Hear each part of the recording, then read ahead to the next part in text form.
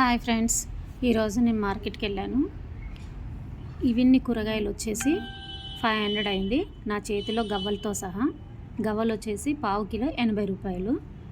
చిక్కుడుకాయ వచ్చేసి 100 rupees KG. బెండకాయలు వచ్చేసి 100 రూపీస్ కేజీ.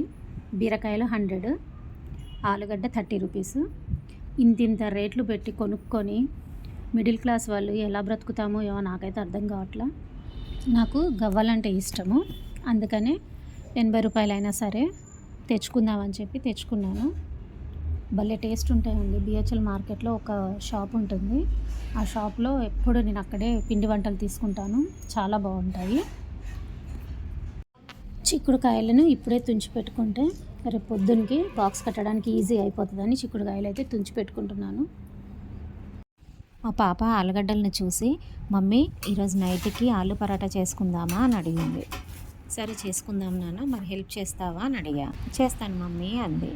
సరేలే అని ఇంకా వెంటనే వెళ్ళి స్టవ్ పైన ఆలుగడ్డలు ఉడకబెట్టేసి పచ్చిమిర్చి, ఆనియన్స్, కొత్తిమీర ఇవన్నిటిని కడిగి పెట్టుకున్నాను. అవి ఆరేలోపు పిండిని తడిపి పెట్టేసుకున్నాను.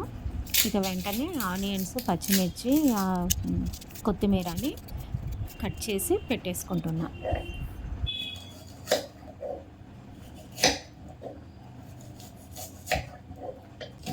స్టవ్ పైన పాలు కూడా పెట్టాను. వాటిని చూస్తూ ఆనియన్స్ కట్ చేస్తున్నాను. అదేంటో నాకు అర్థం కాదు, కానీ ఎప్పుడైతే మనము ఆ పాల వంక చూడమో అప్పుడే అవి బుస్సున పొంగిపోతాయి. ఇక మా హస్బెండ్తో తిట్లు స్టార్ట్. ఇంకా నాకు ఇంకేం చేద్దాం, తప్పదు కదా. ఏముందిలే, ఆయన తిడుతూనే ఉంటాడు, మనం ఈ చెవితో వినాలి, ఆ చెవితో వదిలేసేయాలి. అదేంటోనండి, ఇప్పటిదాకా ఆనియన్స్ కోసాను, కొంచెం కంట్లోంచి ఒక్క చుక్క వాటర్ రాలేదు. ఆనియన్స్ అన్నీ అయిపోయాక కళ్ళు రెప్ప ఇలా కొట్టాను, అంతే ఫుల్ కళ్ళు మంటలు ఎక్కిపోయాయి. కంట్లోంచి ఫుల్ వాటర్ వచ్చేసాయి.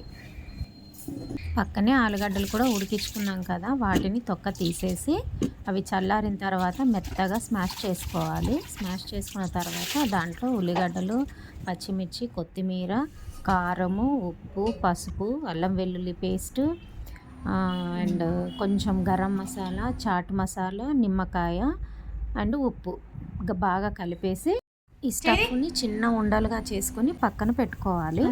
తర్వాత చపాతీని చిన్న ఉండలుగా చేసి చిన్న చపాతీలుగా చేసి దాంట్లో మధ్యలో ఈ స్టఫ్ను పెట్టేసి రౌండ్గా నిదానంగా చపాతీలాగా చేసుకొని పెనం మీద వేసుకొని కాల్చుకోవాలి.